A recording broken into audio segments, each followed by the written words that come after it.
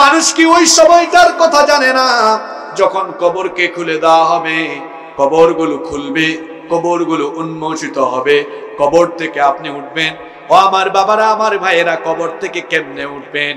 বাংলাদেশে ইনসাফ জাস্টিস যদি কায়েম করতে হয় তাহলে ওই জায়গা পার্লামেন্ট, সেক্রেটারিয়েট আর বঙ্গভবনে আল্লাহর কোরআন আর কোরআনওয়ালা মানুষদেরকে পাঠিয়ে দিতে হবে। সেই জাহিমের অধিবাসী হবে তারা। এজন্য আমরা যদি জাহিম থেকে বেঁচে আল্লাহর জান্নাতের অধিবাসী হতে চাই, দুনিয়াতে নামাজি হওয়ার পাশাপাশি আল্লাহর সকল বিধিবিধানগুলো মানার দরকার আছে না নাই? আরো জোরে বলেন, আছে না নাই? আল্লাহ তাআলা বলছেন জান্নাত আর জাহান্নামীদেরকে সেখানে কিয়ামতের দিন প্রবেশ করানো হবে। চোখেরই পলকে তুমি হতে পারো লাশ, চিরতরে বন্ধ হবে তোমার নিঃশ্বাস। চোখেরই পলকে তুমি হতে পারো লাশ, চিরতরে বন্ধ হবে তোমার নিঃশ্বাস। হবে এলেন তোমারই নাম মসজিদের মাইকে, হবে এলাম তোমারই নাম মসজিদের মাইকে। বাড়িওয়ালা নাই রে, বাড়ি নাই রে দুনিয়াতে, বাড়িওয়ালা নাই রে, বাড়ি নাই রে দুনিয়াতে। বাড়িওয়ালা নাই রে, বাড়ি নাই রে দুনিয়াতে, বাড়িওয়ালা নাই রে, বাড়ি নাই রে দুনিয়াতে। তোমার ভয়ে থাকতো মানুষ ছিল বাহাদুরি, ভাবনি হাওয়ায় ওরা তুমি যে রঙিন ঘুড়ি। তোমার ভয়ে থাকতো মানুষ ছিল বাহাদুরি, ভাবনি হাওয়ায় ওরা তুমি যে রঙিন ঘুড়ি। সুতোই টান দিলে মালিক,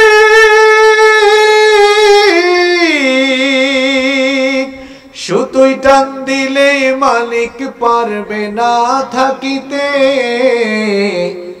বাড়িওয়ালা নাই রে, বাড়ি নাই রে দুনিয়াতে, বাড়িওয়ালা নাই রে, বাড়ি নাই রে দুনিয়াতে।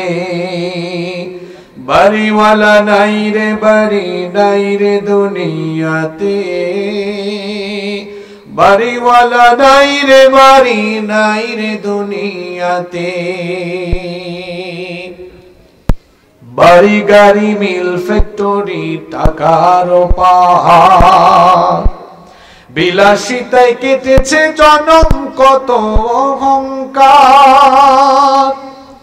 বাড়ি গাড়ি মিল ফ্যাক্টরি টাকার পাহাড়, বিলাসিতায় কেটেছে জনম কত অহংকার। দামি কাপড় ছেড়ে হবে, দামি কাপড় ছেড়ে হবে সাদা কাফন পরিতে। বাড়িওয়ালা নাই রে, বাড়ি নাই রে দুনিয়াতে, বাড়িওয়ালা নাই রে, বাড়ি নাই রে দুনিয়াতে। বাড়িওয়ালা নাই রে, বাড়ি নাই রে দুনিয়াতে, বাড়িওয়ালা নাই রে, বাড়ি নাই রে দুনিয়াতে। যাদের সাথে চলতে তুমি থাকতে দিবানিশি, জানাজায় শরীক হবে তোমার প্রতিবেশী। যাদের সাথে চলতে তুমি থাকতে দিবানিশি, জানাজায় শরীক হবে তোমার প্রতিবেশী। স্বজনেরা নিয়ে যাবে,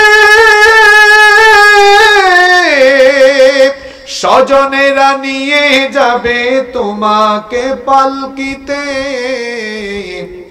বাড়িওয়ালা নাই রে, বাড়ি নাই রে দুনিয়াতে, বাড়িওয়ালা নাই রে বাড়ি নাই রে দুনিয়াতে, চোখেরই পলকে তুমি হতে পারো লাশ, চিরতরে বন্ধ হবে তোমারই নিঃশ্বাস।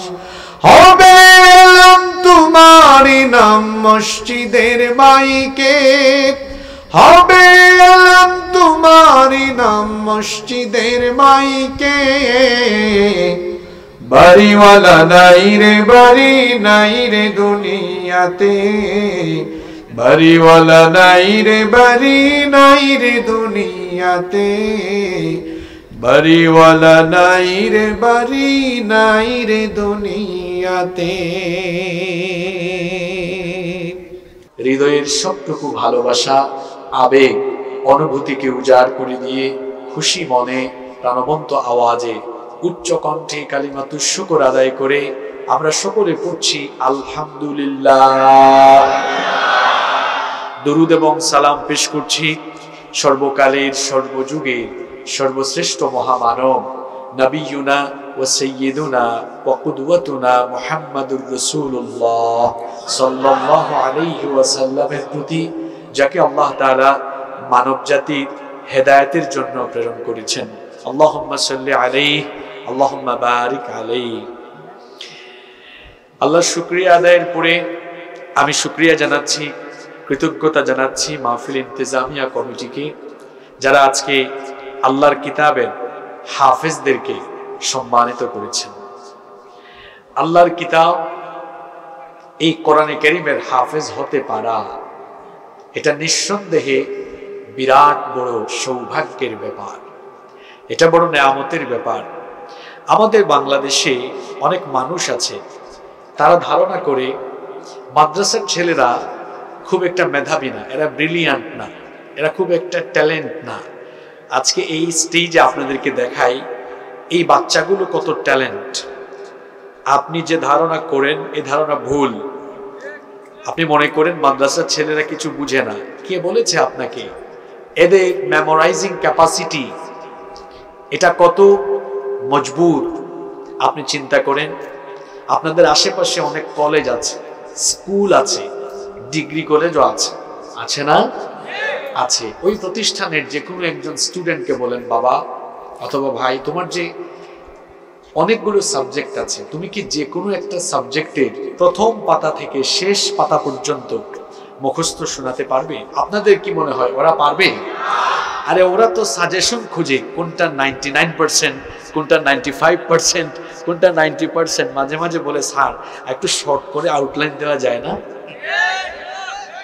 আপনি এবার এই ধলেশ্বর জামিউল উলুম কওমিয়া হাফিজিয়া মাদ্রাসায় এসে এখানে কয়েকটা ছেলেকে আমি পাগড়ি দিয়েছি, দুজনের দেখলাম বয়স একটু কম, হয়তো এখানে আরো কম বয়সী হাফেজও থাকতে পারে। আপনি 10-12 বছরের একটা বাচ্চা ছেলেকে এই হাফিজি মাদ্রাসায় বলেন, বাবা তুমি যে এত বড় এই কিতাব, এটা তো হাফিজি কোরআন তাই না? এটা সর্বমোট এই দেখেন 611 পৃষ্ঠা, 611 পেজ। চিন্তা করেছেন 611 পৃষ্ঠা। বাবা তুমি কি এটা পারবে? ভাই তুমি কি এটা পারবে? কি মনে হয়? বলেন কি মনে হয়? জোরে বলেন। সে আপনাকে দাওয়াত দিবে, ওকে ফাইন, আপনি রমাদানের প্রথম তারাবিতে আমার পিছনে দাঁড়াবেন, আমি প্রথম পেজ, ফার্স্ট পেজ শুরু করব, আপনাকে কদরের রজনীতে শেষ পেজের শেষ সূরাটা শোনায় দেব। একটু আল্লাহু আকবার করতে মন চায় না? এতগুলো হাফেজের মেধা কওমি মাদ্রাসা, আলিয়া মাদ্রাসা থেকে যারা দাওরায়ে হাদিস কামিল পাশ করেছেন, কিংবা তাখাসসুস ফিত তাফসীর, তাখাসসুস ফিল হাদিস, তাখাসসুস ফিল ফিকহ, কিংবা আরো বিভিন্ন বিষয়ে যারা উচ্চতর গবেষণা করেন, আমার দেশে 2-3 পাতা ইংরেজি, 6-7 পাতা বিজ্ঞান পড়ুয়া মানুষরা মনে করে এই হুজুররা কি আর জানে। হাফেজি মাদ্রাসার ছেলেরা 612 পৃষ্ঠা, 6000-এর উপরে আয়াত মুখস্থ করেছে। এরপরে যারা আলেম হয় এরা লক্ষ লক্ষ হাদিস মুখস্থ করে, এরা লক্ষ লক্ষ কিতাবকে তাদের সিনার ভেতরে ঢুকিয়ে রেখেছে। যারা লক্ষ লক্ষ হাদিস আর লক্ষ লক্ষ কিতাবের পাতা তাদের স্মৃতিপটে ধারণ করে রেখেছে আর সিনায় গেঁথে রেখেছে, তারা আপনার 2-3 পাতা ইংরেজি আর 6-7 পাতা বিজ্ঞানের বই চাবায়া চুবায়া খায়া ব্রেইনের ভেতরে গেঁথে ফেলতে পারবে। আর মাদ্রাসার ছেলেরা যে ব্রিলিয়ান্ট, আপনি দেখেন না ঢাকা ইউনিভার্সিটিতে যখন অ্যাডমিশন টেস্ট হয়, কলেজের ছাত্রদেরকে পেছনে ফেলে দিয়ে গত 2 যুগ ধরে রেকর্ড করছে আমার মাদ্রাসার ছেলেরা ফার্স্ট হয়ে যাচ্ছে। সুবহানাল্লাহ। আজকে আপনারা আমাকে বলেন যে ছেলেগুলো হাফেজ হলো, আর হাফেজ, এখানে আরো একটা মুআজিজার কথা আপনাদেরকে বলি, এটা কোরআনের একটা মুআজিজা। কোরআনকে তো আল্লাহ সংরক্ষণ করছেন, কোরআনের বাড়ি হলো লাওহে মাহফুজ, সুরক্ষিত ফলকে সেটা লিপিবদ্ধ করা হচ্ছে। আবার পৃথিবীতে আল্লাহ তাআলা তার এই কিতাবকে সংরক্ষণের এক অভিনব সিস্টেম দিয়েছেন, সেটা হলো এই কিতাবকে আল্লাহ মুখস্থকরণ সহজ করে দিয়েছেন। সুবহানাল্লাহ। এজন্য আপনি দেখবেন এই কিতাবের মুখস্থকারীর সংখ্যা পৃথিবীতে এত বেশি। The number of the people who have memorized the holy book Quran is countless. পৃথিবীতে এই কিতাবের মুখস্থকারীর সংখ্যা এত বেশি, কাউন্টলেস, যা গণনা করে আপনি শেষ করতে পারবেন না। পৃথিবীতে তাওরাতের এত হাফেজ নাই, জাবুরের এত হাফেজ নাই, ইনজিলের এত হাফেজ নাই, পৃথিবীতে কোনো কিতাবের এত হাফেজ নাই, কিন্তু কোরআনে কারীমের কোটি কোটি হাফেজ সারা দুনিয়াতে ছড়িয়ে আছে। বলেন আপনাদের এই ইউনিয়নের নাম কি? রায় দৌলতপুর। এই রায় দৌলতপুরে শত শত হাফেজ আছে না নাই? কামারখন্দে আছে না নাই? সিরাজগঞ্জে হাজার হাজার হাফেজ আছে, বাংলাদেশে লক্ষ লক্ষ হাফেজ আছে, সারা দুনিয়ার মুসলিম দেশগুলোতে কোটি কোটি হাফেজ আছে। অন্য কোন কিতাবের হাফেজ আছে? হাফেজরা সম্মানিত আল্লাহর কাছে, আলেমরা সম্মানিত, ঠিক তেমনি তাদের পিতামাতারাও আল্লাহর কাছে। কি মনে হয়? শোনেন বাবারা, আব্বাজানরা শোনেন, এবং ম্যারিড যারা আছেন, ম্যারিড পারসন, আপনারা শোনেন, সন্তান জন্ম দিলেই আপনার রেসপন্সিবিলিটি শেষ হয়ে যায় না।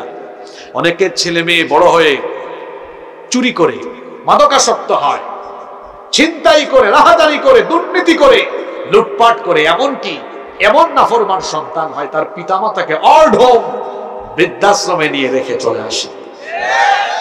শুধু ঠিক করে চলে নাই, এই ছেলেটা, এই মেয়েটা এত নষ্ট হলো কেন? পিতা হিসাবে, মাতা হিসাবে আপনি আপনার দায়িত্ব পালনে ব্যর্থ হয়েছেন বলে আপনার সন্তান সুপথ ছেড়ে বিপথে চলে গিয়েছে।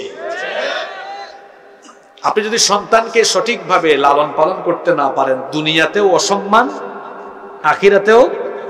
মনে করেন আপনার ছেলে মেয়েকে কোরআন হাদিস শিখালেন না, দিন শিখালেন না, এই ছেলে, এই মেয়ে, এই সন্তানের কারণে দুনিয়াতেও আপনি বেইজ্জত হবেন, আবার আখিরাতেও কি বেইজ্জত হওয়া লাগবে না? লাগবে। তো শুনেন, আল্লাহর কোরআন থেকে শোনাই, এই সন্তানকে যখন আল্লাহ জাহান্নামে দিবেন, সে অবজেকশন করবেন, আল্লাহ আমার কিছু কথা আছে। আল্লাহ বলবেন কি? সে তখন বলবে, রব্বানা আরিনাল্লাযাইনি আযাল্লানা মিনাল জিন্নি ওয়াল ইনস, জিন এবং মানুষদের মধ্য থেকে যারা আমাকে পথভ্রষ্ট করেছিল তাদেরকে আমার সামনে আনো, তাদেরকে একটু দেখাও। আল্লাহ, আমার পিতা মাতা আমাকে সঠিকভাবে গাইড করে নাই, তারা আমাকে সঠিক শিক্ষা দেয় নাই, তারা আমাকে যে শিক্ষা দিলে পরে আমি তোমার দ্বীনের পথে অটল অবিচল থাকতে পারতাম সেটা শিখায় নাই। আল্লাহ, আমি জাহান্নামে যাওয়ার আগে আমার পিতা মাতাকে আমার সামনে আনো। আল্লাহ তাআলা তখন বলবেন, তোমার পিতা মাতাকে সামনে আনলে তুমি কি করবে?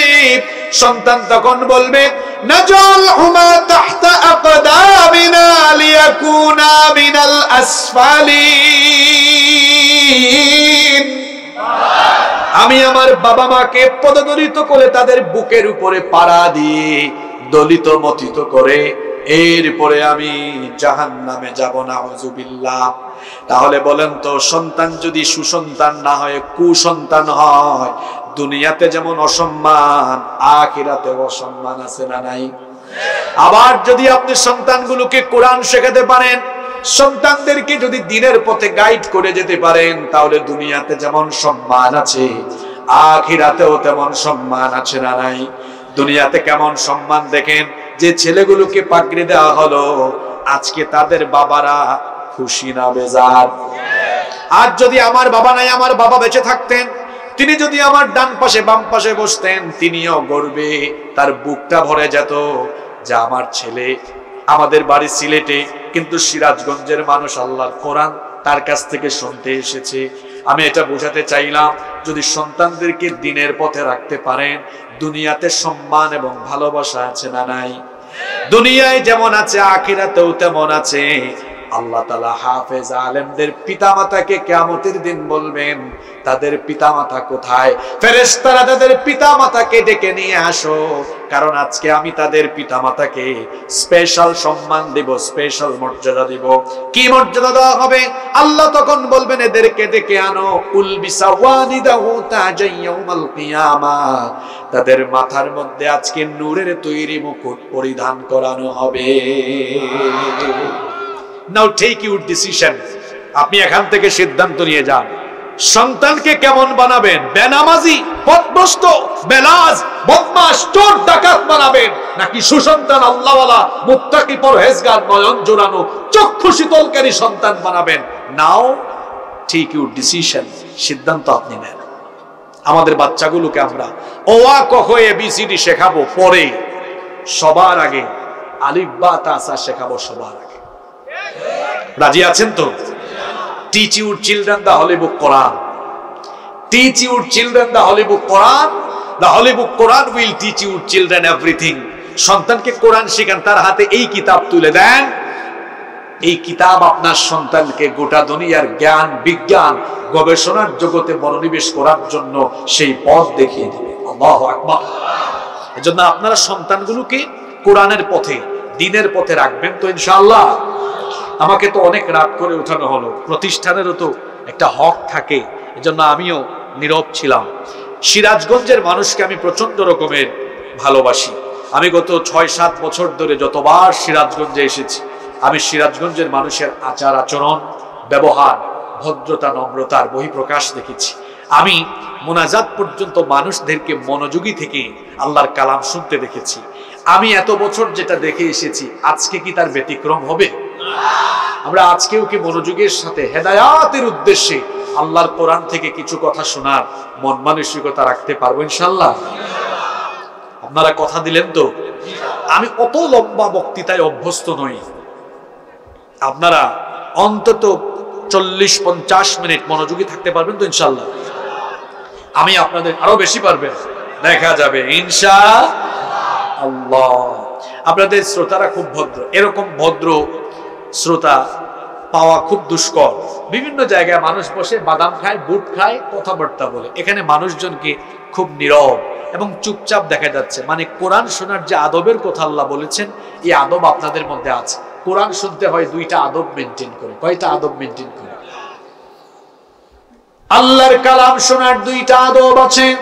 আল্লাহ তাআলা শেখাচ্ছেন আমাদেরকে, ইযা কুরিআল কুরআনু ফাসতামিউ লাহু ওয়া আনসিতু লাআল্লাকুম তুরহামুন।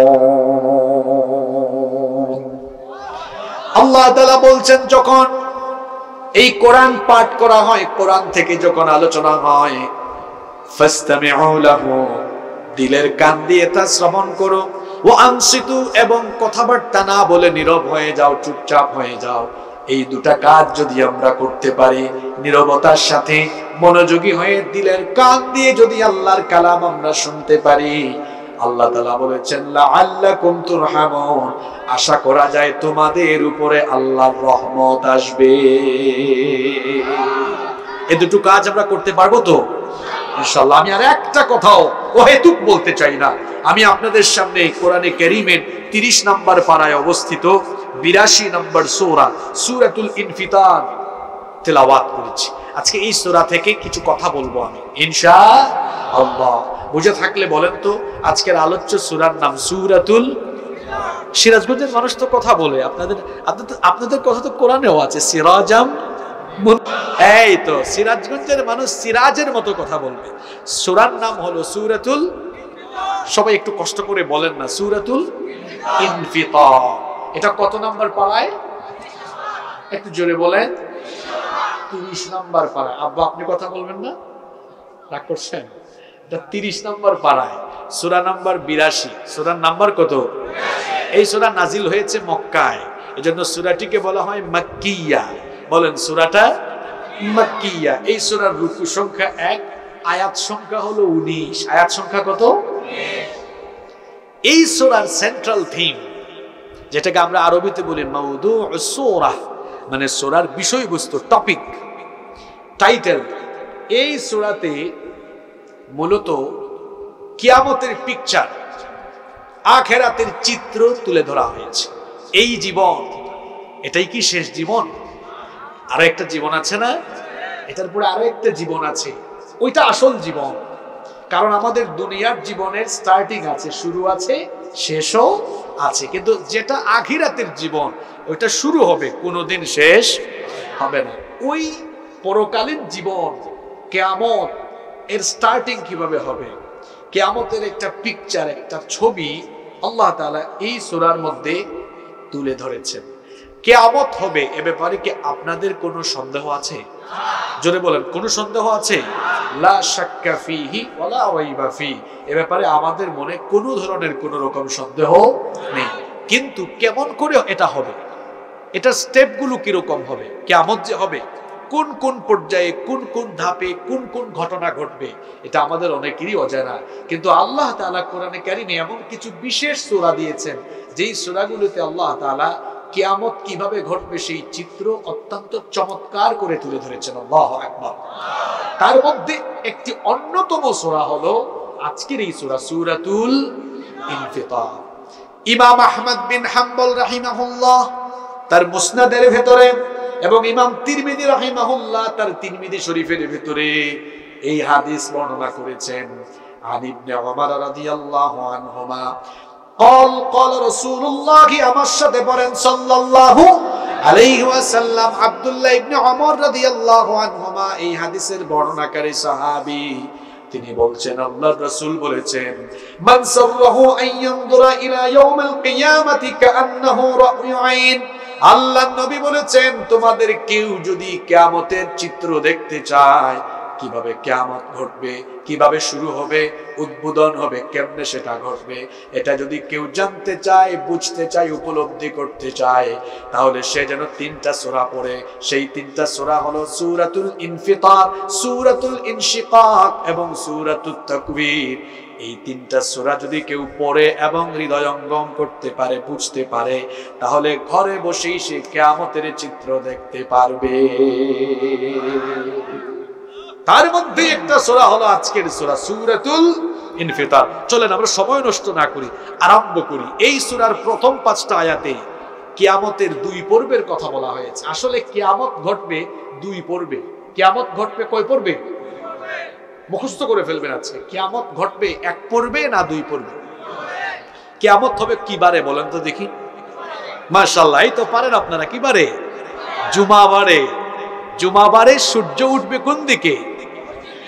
যেদিন কিয়ামত অনুষ্ঠিত হবে সেই দিন সূর্য পূর্ব দিকে উঠবে না, সেই দিন সূর্য পশ্চিম দিকে উঠবে। পশ্চিম দিকে যখন সূর্য উঠবে, জুমার দিনে কিয়ামত অনুষ্ঠিত হবে। আর কিয়ামত 1 পর্বে অনুষ্ঠিত হবে না, কিয়ামত অনুষ্ঠিত হবে কয় পর্বে? এই 2 পর্বে কি কি ঘটবে এই সূরার প্রথম 5টি আয়াতে সেটা আল্লাহ তুলে দিয়েছেন। যারা পারেন আমার সাথে পড়েন।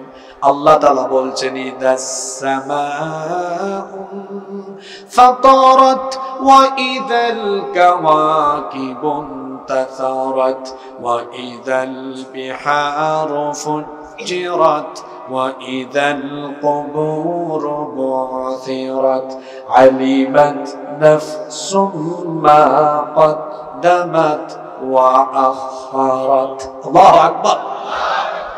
প্রথম 5 আয়াত আমরা আলোচনা করছি। এই 5 আয়াতের মধ্যে প্রথম 3 আয়াতে প্রথম পর্বের কথা বলা হয়েছে। প্রথম কয় আয়াত? 3 আয়াতে। কোন পর্ব? প্রথম পর্ব। কিয়ামতের এই 2 পর্ব উদ্বোধন করার জন্য আল্লাহ তাআলা একজন বিশেষ ফেরেশতা বানিয়েছেন। সেই ফেরেশতার নাম হলো ইসরাফিল। বলেন তো দেখি, কিয়ামতের ঘটনা ঘটানোর জন্য আল্লাহ যে ফেরেশতা বানিয়েছেন সেই ফেরেশতার নাম কি? ওই ফেরেশতার দায়িত্ব হলো সিংহাধ্বনি, সিংহায় ফুৎকার দেওয়া। ওই ফেরেশতাকে বানানোর পর থেকে সেই ফেরেশতা তার মুখের সামনে বিশেষ সেই সিংহা নিয়ে অপলক নয়নে আরশে আজিমের দিকে অপলক নয়নে তাকানোর পাশাপাশি কান পেতে আছেন কখন আল্লাহর তরফ থেকে আদেশ আসবে। জুমাবারে যেই দিন সূর্য পশ্চিম দিগন্ত থেকে উদিত হবে, আল্লাহ তাআলা তখন ইসরাফিলকে বলবেন, ইসরাফিল তুমি তোমার দায়িত্ব পালন আরম্ভ করো, তুমি তোমার সিংহার ধ্বনি বাজাও। ইসরাফিল আলাইহিস সালাম তখন আল্লাহর আদেশ পাওয়ার পরে সিংহায় প্রথমবার যখন ফুৎকার মারবেন, প্রথমবার সিংহায় ফুৎকার মারার সঙ্গে সঙ্গে কি হবে? আল্লাহ তাআলা কোরআনে কারিমে বলছেন, ওয়া নুফিখা ফিস সূরি ফাসাইকা মান ফিস সামাওয়াতি ওয়া মান ফিল আরদি ইল্লা মান শাআ আল্লাহ। সিংহায় যখন প্রথমবার ফুৎকার দেওয়া হবে, আসমান সমূহ আর জমিনে তখন যারা থাকবে এই সিংহার বিকট আওয়াজে, তখন যারা বেঁচে থাকবে এদের কানের পর্দার সঙ্গে সঙ্গে ফেটে যাবে, তৎক্ষণাৎ তারা মারা যাবে। আল্লাহু আকবার। আব্বাজানরা এদিকে তাকান, বাবা বুঝেন কথাগুলো। এখানে মনে করেন একটা বিকট আওয়াজ হলো, বিকট আওয়াজ, এই আওয়াজে কি আপনার কানের পর্দা ফাটবে? কিন্তু ইসরাফিল যখনই সিংহা বাজাবে, প্রথম সিংহার ধ্বনিতে কানের পর্দা ফেটে গিয়ে সাথে সাথে মানুষ বেহুশ হয়ে ওখানেই মারা যাবে। আল্লাহু আকবার বলেন, আল্লাহু আকবার। অবস্থা কি খুব স্বাভাবিক না অস্বাভাবিক? বলেন স্বাভাবিক না অস্বাভাবিক? এতগুলো মানুষের অবস্থা সব শেষ, কেউ বেঁচে নাই। সিংহায় একবার ফুৎকার দেওয়ার সঙ্গে সঙ্গে আসমানের অবস্থা কি হবে? এই যে আল্লাহ শুরু করছে, ইদাস সামাউন ফাতারাত, সিংহার ধ্বনির পরে আসমান ফেটে যাবে, বিদীর্ণ হয়ে যাবে। কেমন সিংহার ধ্বনি বুঝেন তো? আসমান কি হবে? জোরে বলেন। আসমান কয়টা? কয়টা? الذي خلق 7 سماوات طباقا, তিনি 7 আকাশ 7 স্তরে বানিয়েছেন। 7টা আসমান ভেঙে টুকরা টুকরা হয়ে যাবে। বাবারা দেখেন আসমানের আয়তন, আসমানের বিশালতা দেখেন। এই কামারখন্দেও আপনি যদি থাকেন আসমান দেখবেন, যদি সিরাজগঞ্জ শহরে যান নীল আসমান দেখবেন, ঢাকায় গেলে সেখানেও আসমান দেখবেন। আপনি দুবাইয়ে যান, ইউরোপে যান, আমেরিকায় যান, যেখানেই যান না কেন সেখানে আসমান আছে না নাই? এই যে দেখেন, আমি ধারণা করছি এই প্যান্ডেল হয়তোবা সব মিলিয়ে এখানে 20 থেকে 25,000 স্কয়ার ফিট হতে পারে। 20-25,000 স্কয়ার ফিট শামিয়ানা প্যান্ডেল দাঁড় করানোর জন্য এখানে খুঁটির সংখ্যা কম না বেশি? জুড়ে বলেন, কম না বেশি? কিন্তু আসমানের সীমানা বিজ্ঞানীদের বাপদাদারাও জানে না। বিশাল এই আসমান, মাথার উপরে যিনি স্থাপন করেছেন তিনি কি এই আসমানকে পিলার আর খুঁটি দিয়ে শূন্যের উপরে রেখেছেন নাকি? আসতে বলবেন না, জুড়ে বলেন, কোন পিলার আছে নাকি? কোরআনুল কারীমের 13 নম্বর সূরা সূরাতুর রা'দ 2 নম্বর আয়াতে আল্লাহ তাআলা বলছেন, আল্লাহুল্লাযী রাফা'আস সামাওয়াতি বিগাইরি আমাদিন তারাউনাহা সুম্মা ইসতাওয়া আলাল আরশ। তোমাদের মাথার উপরে সুবিশাল সুবিস্তৃত এই আসমানকে পিলার ছাড়া, খুঁটি ছাড়া, যিনি তোমাদের মাথার উপরে বিশাল আয়তনের এই আসমানকে ঝুলিয়ে রেখেছে, গলার আওয়াজ বড় করে সবাই বলেন, তিনি কে? কোন পিলার আছে? আপনার কি মনে হয় এটা আল্লাহ এমনি এমনি স্থাপন করেছে? নো, একটা কারণ আছে না নাই? আপনার বাড়িতে টিন আছে, ছাদ আছে, কেন দিয়েছেন? যাতে শীতকালে কুয়াশা না পড়ে, বর্ষাকালে বৃষ্টি না পড়ে, গ্রীষ্মকালে যেন রোদের তাপ না লাগে। এই আসমান এটা আল্লাহ এমনি এমনি বানান নাই। The sky has been built as a roof for the protection of the earth. এটাকে আল্লাহ তাআলা এই পৃথিবীবাসীর সুরক্ষার জন্য একটা সুরক্ষিত ছাদ বানিয়ে দিয়েছে। এজন্য রব্বুল আলামিন কোরআনুল কারীমের 21 নম্বর সূরা সূরাতুল আম্বিয়া এর 32 নম্বর আয়াতে বলছেন, ওয়াজআলনাস সামাআ সাকফাম মাহফুজ। মারদা ওয়া হুম আন আয়াতিহা মুরিদুন। আর তোমাদের মাথার উপরে এই সুবিস্তৃত আসমানকে আমি সুরক্ষিত ছাদ বানিয়েছি। এটা সুরক্ষিত ছাদ কেন? এটা যদি না থাকতো, বিজ্ঞান বিভাগে যারা পড়াশোনা করেন তারা জানেন মহাশূন্যে অসংখ্য উল্কাপিণ্ড আছে। কোন একটা উল্কা যদি কোনো কারণে পৃথিবীতে একবার পড়ে যেতে পারত, মানুষ তো দূরের কথা, জিন, পশুকুল, প্রাণীকুল, উদ্ভিদকুল, গাছপালা, নদ নদী যা আছে সবকিছু একেবারে জলে পুড়ে ভস্মীভূত হয়ে যেত। উল্কাপিণ্ড যেন মহাশূন্য থেকে এদিকে আসতে না পারে, এজন্য আল্লাহ আসমানের মধ্যে বায়ুমণ্ডলীয় স্তর সৃষ্টি করে রেখেছে, যাতে করে উল্কাগুলো সরাসরি আসতে না পারে। আবার অন্যদিকে দেখেন, এই যে সূর্য, এই সূর্যকে আমরা অনেক ছোট দেখি, কিন্তু এই সূর্য হলো পৃথিবী থেকে 15 কোটি কিলোমিটার দূরে অবস্থিত। আল্লাহু আকবার। সূর্যের আলো সেখান থেকে পৃথিবীতে আসতে সময় নেয় 8 মিনিট 10 সেকেন্ড। এই যে প্যান্ডেলের মধ্যে এতগুলো লাইট লাগালো, মনে করেন এই যে এখানে এতগুলো লাইট পেঁচায় দিয়েছে, আমি ধারণা করলাম, এখানে আমি মনে করলাম একটা যদি 100 করে হয়, যদি এখানে 20টা হয় তাহলে আমি ধরলাম 2000 ইউনিট। কিন্তু সূর্য আমাদের থেকে 15 কিলোমিটার দূরে, এটাকে আল্লাহ কি পরিমাণ টেম্পারেচার দিয়েছেন শোনেন। বিজ্ঞানীরা গবেষণা করে বলছেন যে সূর্যকে আল্লাহ তাআলা 1,40,00,000 সেন্টিগ্রেড তাপমাত্রা দিয়েছেন। সুবহানাল্লাহ, কইতে ইচ্ছে করে না গো। আপনি 1,40,00,000 সেন্টিগ্রেড আপনি বুঝেন নাই। আচ্ছা, আজকে টেম্পারেচার কত? এখানে কারা কথা বলে সরাই দেয়, এরা বেশি ওয়াজ বুঝে। এই দেখেন, আজকে টেম্পারেচার 26 ডিগ্রি। কত ডিগ্রি? সূর্যের কাছে আছে কত? 1,40,00,000 সেন্টিগ্রেড। আসছে কত এখানে? 26। গরমের কালে 40-42 যদি হয়, ইউরোপ এই আপনার মিডল ইস্টে 51-52-56 যায়, কিন্তু আছে কত? 1 কোটির উপরে। 52-56 হলে এসির ভিতরে চলে যায়। এটা যদি ফুল হিট দিত তাইলে কেউ থাকতে পারতো? আপনি কি কখনো চিন্তা করেছেন কেন এটার ফুল হিটিং আসে না? আজকের বিজ্ঞান গবেষণা করে দেখেছে আল্লাহ তাআলা ওই যে আসমানে অবস্থিত অনেকগুলো ফিল্টার স্থাপন করে আলোকে বাধাপ্রাপ্ত করার ব্যবস্থা করে দিয়েছেন। সেখানে আল্লাহ তাআলা অনেকগুলো বায়ুমণ্ডলীয় স্তর সৃষ্টি করে রেখেছেন। আজকের বিজ্ঞান গবেষণা করে সেগুলো পেয়েছে। সেখানে ট্রাপোস্ফিয়ার, স্ট্রাটোস্ফিয়ার, ম্যাগনেটোস্ফিয়ার, আইনোস্ফিয়ার, এক্সোস্ফিয়ার, এ ধরনের অনেকগুলো স্তর আছে। আমি যদি সহজ বাংলায় বোঝাতে যাই, ফিল্টার বুঝেন তো আপনারা? পানিতে আর্সেনিক আছে, বিশুদ্ধ পানি না। দেখবেন বাজারে 5 স্তরের 6-7 স্তরের ফিল্টার পাওয়া যায়। এই 6-7 স্তরে ফিল্টারিং হয়ে পানি পিউরিফাই হয়, বিশুদ্ধ পানি বের হয়। আল্লাহ ওই মহাশূন্যে অনেকগুলো ফিল্টার স্থাপন করে রেখেছেন। সূর্যের আলো সরাসরি দুনিয়ায় আসে না, ওখানে এসে বাধা খায়। বাধা খাওয়ার পরে ওই ফিল্টারগুলোতে ফিল্টারিং হয়ে হয়ে হয়ে হয়ে হয়ে হয়ে হয়ে হয়ে যেটুকু আলো দুনিয়ায় আসলে আল্লাহর বান্দারা বেঁচে থাকবে, ততটুকু আলো আল্লাহ দুনিয়াতে পাঠান। এই রহমতটা কার? জোরে বলেন, রহমতটা কার? তাহলে আসমান মাথার উপরে কি এমনি এমনি আছে না এটা সুরক্ষিত ছাদ?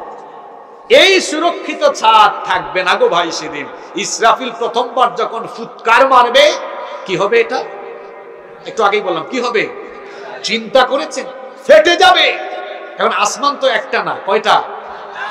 একটার উপর আর একটা এভাবে পড়বে। এই যে দেখেন, একটার উপরে আরেকটা এভাবে পড়বে। আল্লাহ কোরআনে কারিমে বলছেন, ইয়াউমা নাতউইস সামাআ কাতাইয়িস সিজিল্লি লিল কুতুব। একটা কিতাব পড়ার পরে যেমন তার পৃষ্ঠাগুলোকে গুটিয়ে ফেলা হয়, ইসরাফিলের সিংহার ফুৎকারের পরে আল্লাহ আসমানগুলোকে একটার উপর একটা ঠাস ঠাস করে ফেলে দিয়ে সেগুলোকে আল্লাহ গুটায় ফেলবেন। সবগুলা আসমান শেষ। আল্লাহু আকবার। কি ভয়ঙ্কর পরিস্থিতি! এরপরে আয়াতে আল্লাহ বলছেন, ওয়া ইদাল কাওয়াকিবুন তাথারাত। নক্ষত্ররাজি সেদিন তারকাগুলো বিক্ষিপ্ত হয়ে যাবে, তারকাগুলো খসে খসে পড়ে যাবে। ওয়া ইদাল বিহারু ফুজ্জিরাত। সাগরকে ফাটিয়ে দেওয়া হবে। কোরআনে কারীমের 81 নম্বর সূরা সূরাতুত তাকবীরের প্রথম আয়াত থেকে আল্লাহ আরো চমৎকার করে বলছেন, ইদাশ শামসু কুওয়ারাত ওয়া ইদান নুজুমু কাদারাত ওয়াইদাল জিবালু সুয়িরাত। সূর্যকে গুটিয়ে ফেলা হবে, সূর্য আলোকহীন হয়ে যাবে। অন্য আয়াতে আল্লাহ বলেছেন ফাইদা বারিকাল বাসারু ওয়া খাসাফাল কামারু ওয়া জুমিআশ শামসু ওয়াল কামার ইয়াকুলুল ইনসানু ইয়াওমাইদিন আইনাল মাফার। চাঁদ এবং সূর্য নিষ্প্রভ হয়ে যাবে, টুকরা টুকরা হয়ে যাবে, সূর্য আলোহীন হয়ে যাবে, চাঁদও আলোহীন হয়ে যাবে। এমনকি বিরাট বিরাট সাইজের তারকা পুঞ্জ সেদিন দীর্ণ বিদীর্ণ হয়ে টুকরা টুকরা হয়ে খসে খসে পড়ে যাবে। আল্লাহু আকবার। সূর্য কত বড়! পৃথিবীর চাইতে সূর্য হলো 13 লক্ষ গুণ বড়। মানে সূর্যের ভেতরে 13 লক্ষ পৃথিবী রাখা যাবে। আল্লাহু আকবার বলবেন না? আবার যে তারকা আমরা দেখি, সর্বশেষ অ্যাস্ট্রোনমি ম্যাগাজিনে একটা তথ্য প্রকাশিত হয়েছে, সেখানে বিজ্ঞানীরা একটা তারকার কথা বলেছেন। এটা তাদের যন্ত্রপাতি দিয়ে দেখা, তাদের গবেষণা অনুযায়ী এটা তাদের পাওয়া সর্বশেষ বড় তারকা। কিন্তু এর চেয়েও বড় তারকা মহাশূন্যে আছে না নাই? তারা ওইটার নাগাল পান নাই। যতটুকু নাগাল পেয়েছেন, এটার নাম হলো ওয়াইইউ স্কুটি। তারা বলেছেন এই ওয়াইইউ স্কুটি তারকা হলো 500 কোটি সূর্যের সমান। এ ধরনের একটা তারকা আছে নাকি? হ্যাঁ, বিজ্ঞানীরা বলেছেন যে বিলিয়ন ট্রিলিয়ন তারকা এক একটা গ্যালাক্সির ভেতরে আল্লাহ রেখে দিয়েছেন। সুবহানাল্লাহ। তাহলে গ্যালাক্সি আছে কত? বিজ্ঞানের সর্বশেষ প্রাপ্ত তথ্য মতে বিজ্ঞানীরা বলেছেন পৃথিবীতে 2 লক্ষ কোটি ট্রিলিয়ন গ্যালাক্সি এখনো তারা পেয়েছে। এত আস্তে বললেন বাবা সুবহানাল্লাহ। আপনারা কি আমার কথা বুঝতেছেন নাকি খুব বেশি কঠিন করে ফেলতেছি? এই তারকাগুলো থাকবে না, ইসরাফিল শুধু একটা ফুৎকার মারবে। এই ফুৎকারকে আপনি এমন ভাবিয়েন না গো যে এরকম না। কি আওয়াজ হইছে? এটা কি জাতের ফুৎকার? আসমান শেষ, সূর্য শেষ, সূর্যের চাইতেও 1000 কোটি গুণ বড় বড় তারকা খসে খসে বিক্ষিপ্ত হয়ে পড়বে। আল্লাহু আকবার। অবস্থা কত ভয়াবহ চিন্তা করতে পারছেন? কেন ইমাজিন।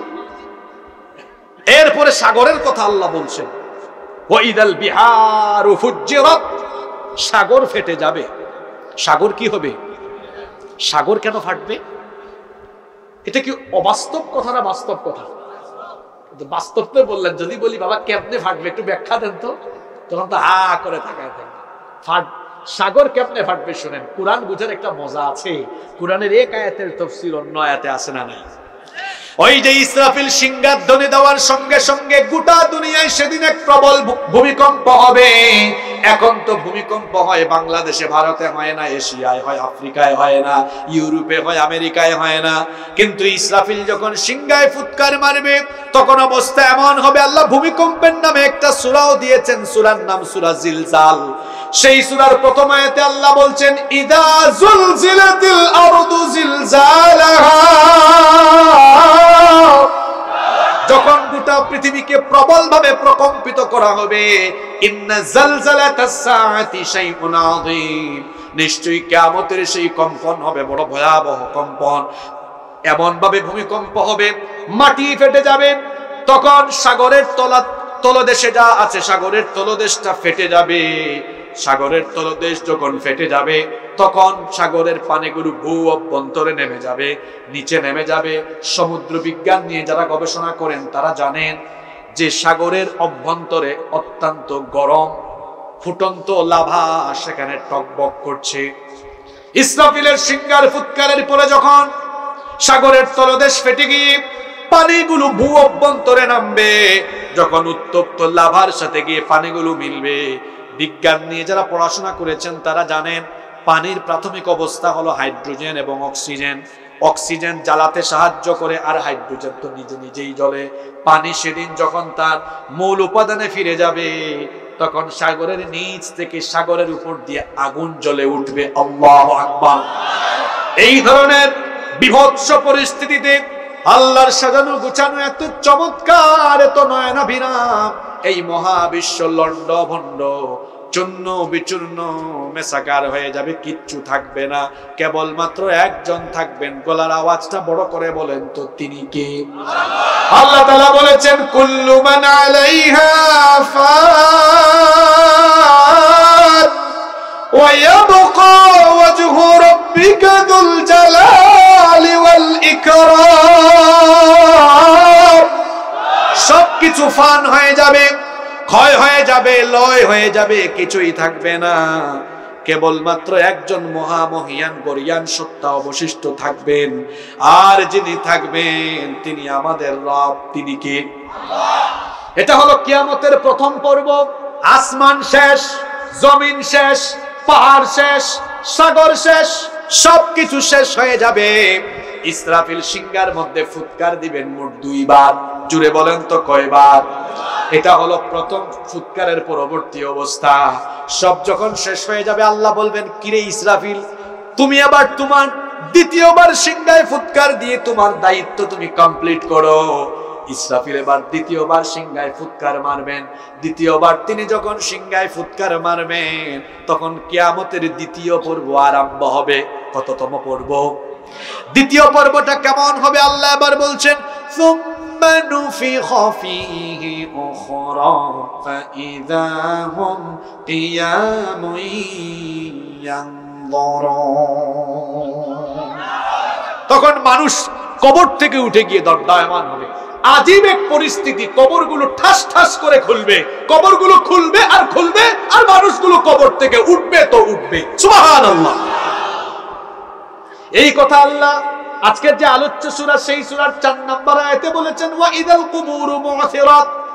আর কবরগুলোকে খুলে দেওয়া হবে, কবরগুলোকে উন্মোচিত করে দেওয়া হবে। আল্লাহ তাআলা সূরা আদিয়াতের মধ্যে আরো বলেছেন, আফালা ইয়ালামু ইযা বু'থিরা মা ফিল কুবুর।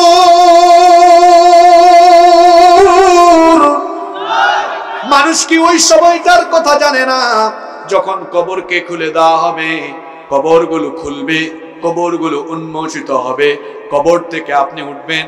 ও আমার বাবারা, আমার ভাইয়েরা, কবর থেকে কেমনে উঠবেন? কি সুন্দর সুন্দর টুপি আর কি সুন্দর সুন্দর জামা গায়ে দিয়ে আপনারা এখানে এসেছেন, কিন্তু কবর থেকে মানুষ কেমনে উঠবে শোনেন।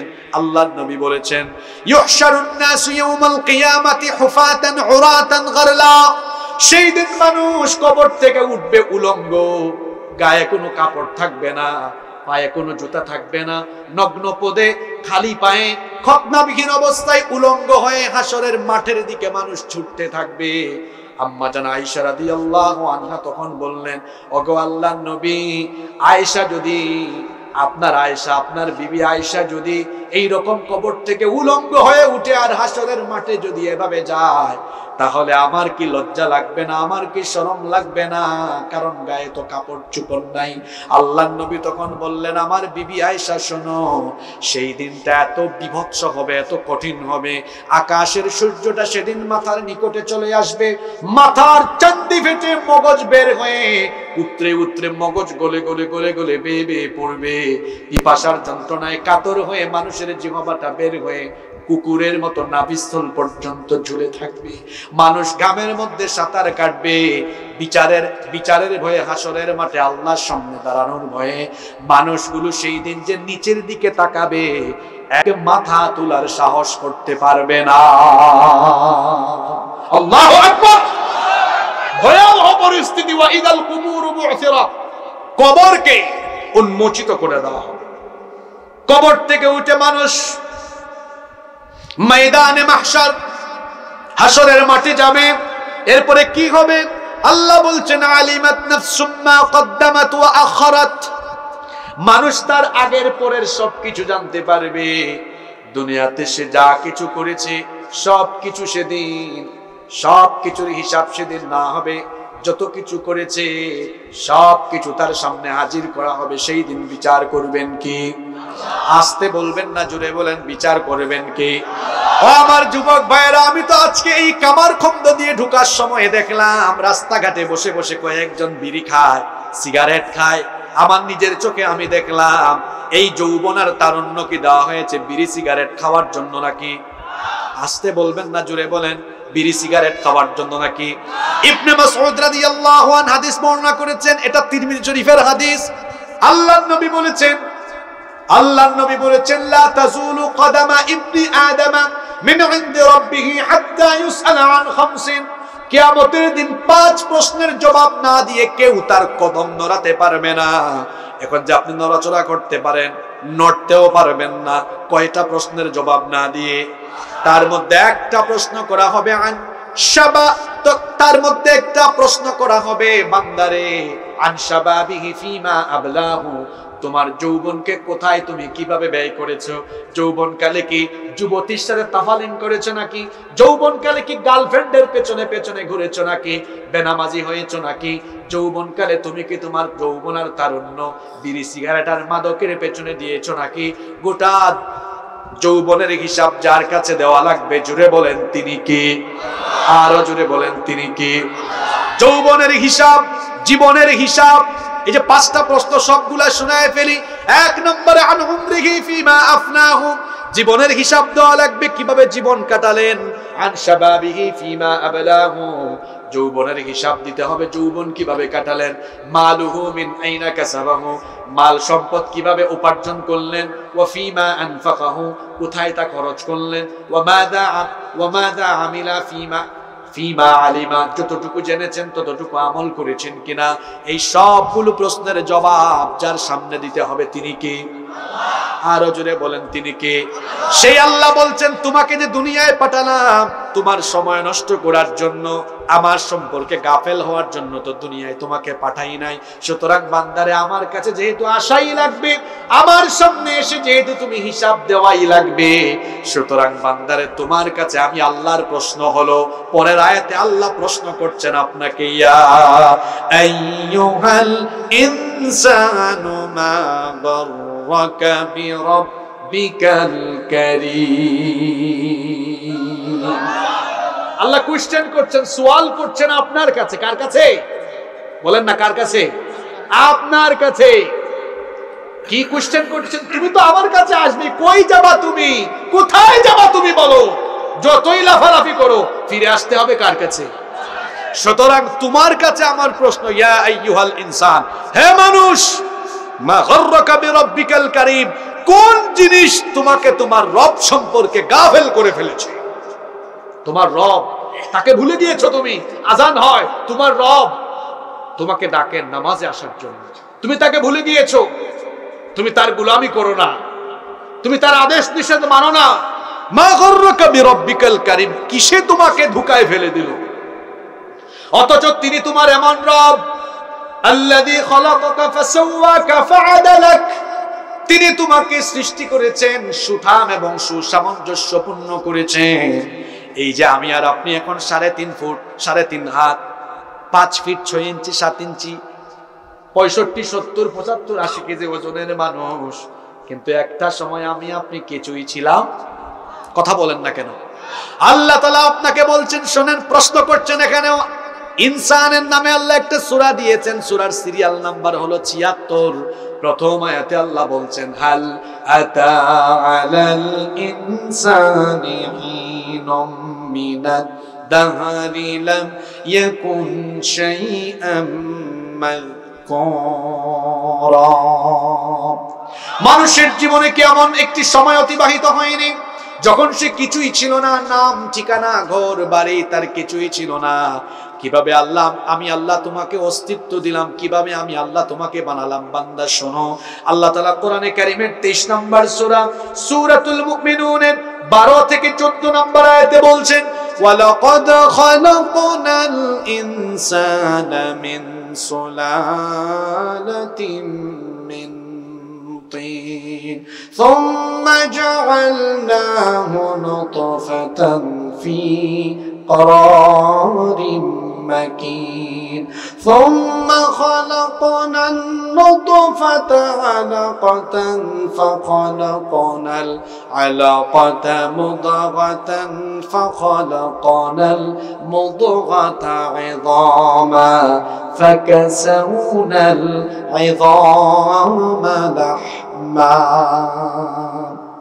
অবশ্যই আমি তোমাকে মাটির নির্যাস থেকে সৃষ্টি করেছি, পুরুষের স্পার্ম আর মহিলাদের অভাব, এই দুটোকে একত্রিত করে 1 ফোঁটা নাপাক পানি। শোনো বান্দা, এত লাফালাফি কিসের করো? 1 ফোঁটা নাপাক পানি থেকে আমি আল্লাহ তোমাকে বানিয়েছি। যে নাপাক পানি বের হয়ে গেলে মানুষের উপর গোসল ফরজ হয়, এইরকম 1 ফোঁটা নাপাক পানি থেকে আমি আল্লাহ তোমাকে বানানো স্টার্ট করলাম, শুরু করলাম। ওই নাপাক পানি ফুটাকে কি করলাম শোনো। সুম্মা জাআলনাহু নুতফাতান ফি ক্বারারিম মাকিন, সেটাকে তোমার মায়ের জরায়ুর ভিতরে একটা সুরক্ষিত আধারে, সুরক্ষিত জায়গায় রেখে দিলাম। এরপরে সেই নাপাক পানি ফুটাকে আমি আল্লাহ জমাট বাঁধা রক্তে পরিণত করলাম। অতঃপর সেই জমাট বাঁধা রক্তকে গোশতপিণ্ড বানালাম।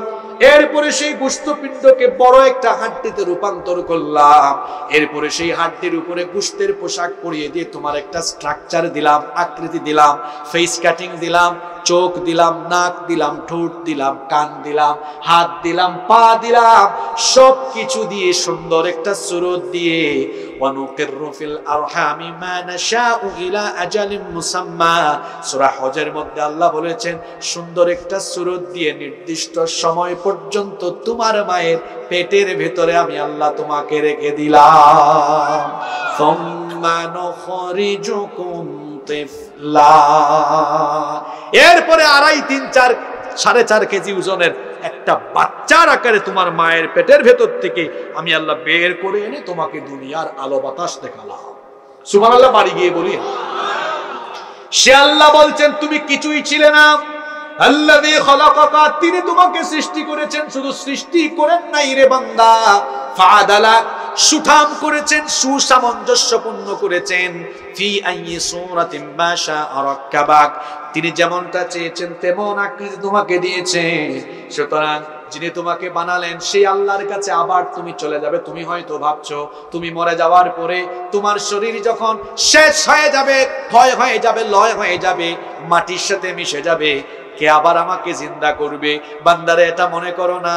কারণ যিনি তোমাকে প্রথমবার বানিয়েছেন পরের বারও বানাতে পারবেন কিনা? আসতে বলেন, কেন পারবেন কিনা? হ্যাঁ, আমার হাতে এটা কি বলেন? এটা কি গো বলেন? কি এটা? মোবাইল। মোবাইলের মিস্ত্রিকে এই এলাকায় কি বলে? মিকার বলে নাকি? মিকার বলে না? এটা নষ্ট হয়ে গেল ফোন, আপনি খামার খন্দে গেলেন, বলেন ভাই দেখেন তো কি হয়েছে। এরপরে মিস্ত্রি এইটা খুলে ফেললো, খোলার পরে সবগুলা পার্ট আলাদা আলাদা রাখলো। আপনি দেখলেন মাথা হ্যান্ড করে, আরে এত কিছু খুলে ফেলেছে, ফিটিং দিতে পারবে কিনা? দেখবেন 10-15 মিনিট পরে আবার সব ফিটিং দেয়া। বলবে ভাই আপনার মোবাইল আপনি নেন। এই যে একটা মোবাইল পার্টস গুলো আলাদা আলাদা করে আবার জোড়া লাগাই দেয়, তার মাথায় জ্ঞান দিয়েছেন কি? আল্লাহর দেওয়া জ্ঞান দিয়ে মানুষ যদি কোনো কিছু খোলার পরে আবার ফিটিং দিতে পারে, জ্ঞানদাতা আল্লাহ বুঝে আমার আপনার এই মাত্র ছোট্ট 3.5 হাত বডি মরে যাওয়ার পরে একদম পচে গেলে, গলে গেলে, শেষ হয়ে গেলে এই পার্টস গুলো আবার জোড়া লাগাইয়া কিয়ামতের দিন ফিটিং দিয়া আল্লাহ আমাদেরকে তার সামনে হাজির করতে পারবেন না? জোরে বলেন পারবেন। যদি এটা বিশ্বাসই করেন, নামাজ ছাড়েন কেন? মহিলারা আছেন নাকি মাহফিলে? বেপরদা বের হন কেন? এটা যদি বিশ্বাসই করেন তো এত নাফরমানি কেন করেন? এই কথাই তো আল্লাহ বলছেন, ইয়া আইয়ুহাল ইনসানু মা গাররাকা বিরাব্বিকাল কারীম। কোন জিনিস তোমার মহান রব সম্পর্কে তোমাকে গাফেল করে ফেললো, অথচ তিনি সৃষ্টি করেছেন। আবার তার কাছে ফিরে যাওয়া লাগবে কিনা? জোরে বলেন, লাগবে কিনা? অথচ তোমাদের স্বভাব হয়েছে এমন, দুনিয়াতে আসার পরে তোমাদের অবস্থা হয়েছে এমন। কাল্লা বাল তুকাযযিবুনা বিদ্দীন, বিচার দিবসকে তোমরা অনেকে মিথ্যা মনে করো। বিচার দিবস আছে, এটা তোমার ফিলিংস এর ভেতরেও আসে না। এই বান্দা তুমি কি মনে করো তোমাকে দুনিয়ায় এমনি এমনি ছেড়ে দিয়েছে নাকি? বান্দা শোনো, আফা হাসিবতুম আন্নামা খালাকনাকুম আবাসান ওয়া আন্নাকুম ইলাইনা লা তুরজাউন। মানুষ কি মনে করেছে তাকে আমি অযথাই সৃষ্টি করেছি, সে কি আমার কাছে ফিরে আসবে না, এটা কি সে মনে করেছে নাকি? আর দুনিয়ায় আমি তাকে একাকী ছেড়ে দেই নাই। দেখবেন গুরুত্বপূর্ণ ঘর বাড়ি, মার্কেট কিংবা গুরুত্বপূর্ণ স্থাপনার মধ্যে সিসিটিভি আছে না নাই? আসতে বলবেন না, জুড়ে বলেন আছে না নাই? এই মাদ্রাসায় আছে, লাগাই দিয়েন। মোহতামিম সাহেব, মাদ্রাসায়ও লাগাই, দরকার আছে। সিসিটিভির দরকার আছে না? চুরি হয়ে যায় তো অনেক সময়, সিসিটিভি থাকলে ভালো না? তো এই যে সিসিটিভি লাগায়, সিসিটিভি লাগায়া দেখা যায়, অনেক দূর থেকে দেখা যায় আপনার স্থাপনায় কি হচ্ছে। এখন সিসিটিভি বানানোর বুদ্ধি মানুষের মাথায় দিলেন কে? আল্লাহ। সে আল্লাহ বুঝি আমাকে আপনাকে সিসিটিভি ছাড়া দুনিয়ায় দিয়ে দিয়েছেন? আরো জোরে বলেন। আল্লাহ বলছেন এমনটা ভেবো না বান্দা, শোনো আল্লাহ পরের আয়াতে বলছেন গুনাহ কেমনে করো রে বান্দা, কেমনে তুমি পাপ করো তুমি কি জানো না? ওয়া ইন্না আলাইকুম লাহাফিযিনা কিরামান কাতিবিনা ইয়ালামুনা মা তাফআলুন। ওয়া ইন্না আলাইকুম লাহাফিযিন, আমি তো তোমার সাথে সংরক্ষণকারী তত্ত্বাবধায়ক ফেরেশতা নিয়োগ করে দিয়েছি। কয়জন দিয়েছেন আল্লাহ? জোরে বলেন। রব্বুল আলামিন কোরআনুল কারীমের 50 নম্বর সূরা সূরাতুল কাফের 17 নম্বর আয়াত থেকে বলছেন ইয ইয়াতালাক্কাল মুতালাক্কিয়ানি আনিল ইয়ামিনি ওয়া আনিশ শিমালি কাঈদ মা ইয়ালফিযু মিন قول إلا لديه رقيب عتيد। ডানে এবং বামে দুজন ফেরেশতা তোমাদের আমলনামা গ্রহণ করে, ডানের ফেরেশতা ভালো ভালো আমল লিখে, বামের ফেরেশতা যত আকাম কুকাম করো সেগুলা লিখে। ও বান্দা তুমি কি মনে করো তুমি যে রাতের অন্ধকারে নীরবে নিভৃতে কুয়াশাচ্ছন্ন এরিয়ার ভেতরে কি করো? এমন কিন্তু রুমের মধ্যে দরজা বন্ধ করে দিয়ে, যুবক ভাইয়েরা শোনো, রুমের মধ্যে রাতের বেলা দরজাটা বন্ধ করে দিলা, রাতের বেলা দরজাটা বন্ধ করে দিয়া এরপরে গুগল শরীফে গিয়া পর্ন সাইটে ঢুকে পর্ন মুভি দেখলা, ইউটিউবে গিয়া আজে বাজে মুভি দেখলা, বাবাও জানলো না, মাও জানলো না, ভাইও জানলো না, বোনও জানলো না। কিন্তু এই অন্ধকার ঘরের ভেতরে, এই তালা লাগানো ঘরের ভেতরেও দুইজন ফেরেশতা আপনার সাথে নিয়োগ করে দিয়েছেন কি? হ্যাঁ, অন্ধকার রাতে কোথায় কোন আকাম কুকাম করো কেউ জানে না, জানেন কি? জোরে বলেন, কে জানেন? এই আখিরাতের ভয় থাকলে মানুষ আকাম কুকাম করতো? কথা বলছেন না কেন? করতো। আল্লাহ বলছেন শোনো বান্দা, তোমাকে আমি একাকী ছেড়ে দেই নাই, ওয়া ইন্না আলাইকুম লাহাফিযিন, নিশ্চয়ই আমি তোমাদের সাথে তত্ত্বাবধায়ক ফেরেশতা নিয়োগ করেছি, তাদের নামও আছে। এখন প্রশ্ন হতে পারে হুজুর তাদের নাম কি? তাদের নাম কি কলিমউদ্দিন না সলিমউদ্দিন, জসিমউদ্দিন না রহিমউদ্দিন? আল্লাহ বলছেন তাদের নাম হলো কিরামান কাতিবিনা ইয়ালামুনা মা তাফআলুন। এদের নাম হলো কিরামান কাতিবিন। এদের নাম কি? কিরামান কাতিবিনের বাংলা অর্থ হলো সম্মানিত লেখক। আল্লাহ এদেরকে এত সুন্দর নাম দিয়েছেন, নাম যেমন কামও তেমন। আমার দেশে দেখবেন অনেক মানুষের নামের সাথে কামের কোনো মিল। নাম হইল ফজর আলী, কিন্তু এই বেচারা ফজরের নামাজ পড়ে না, ঘুম থেকে উঠে দুপুর 12টায়। নাম হইল রমজান আলী, রমজান মাসে দুপুর বেলা গাঞ্জাটা নেই। নাম হইল কুরবান আলী, কিন্তু কুরবানি দেয় না। নাম হলো ইমান আলী, ইমানের কোনো খবর নাই।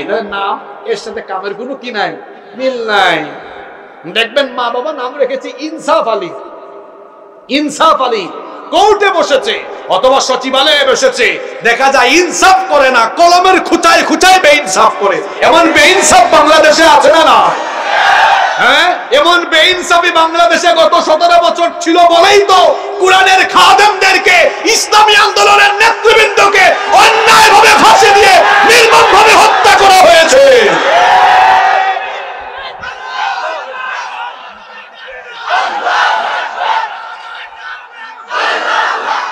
এখন বাংলাদেশে জুলাইয়ের আন্দোলনে ছাত্র জনতা আওয়াজ তুলেছে, we want justice, we want justice. যারা বেইনসাফি করেছিল তাদের পরিণতি কিন্তু খুব খারাপ হয়েছে।